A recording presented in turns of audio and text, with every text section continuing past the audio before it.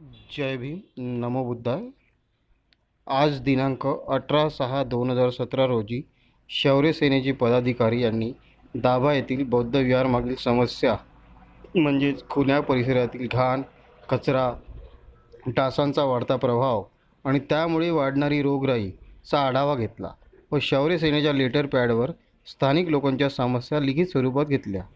शौर्य सेनेद्वारा एक पत्र धाबाच्या नगरसेविका दर्शनाताई धवड आणि नागपूर महानगरपालिका यांना उद्या देण्यात येईल.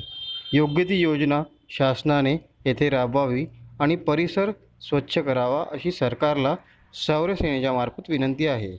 कारण की लवकरच पावसाळा सुरू होणार आहे आणि परिसरात सामान्य लोकांना त्रास वाढणार आहे. लवकरच जर शासन योग्य कारवाई करणार नसेल तर शौर्य सेनेच्या वतीने धाबा येथे मोठे आंदोलन उभे केले जाईल अशी ग्वाही शौर्य सेनेच्या पदाधिकाऱ्यांनी दिली आहे.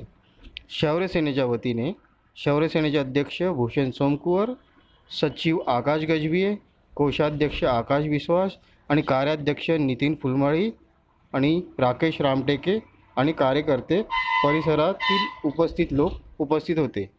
तरी सगळ्यांना विनंती आहे की लवकरात लवकर त्यांनी दाभा येथील समस्या सरकारने सोडवावी हीच विनंती.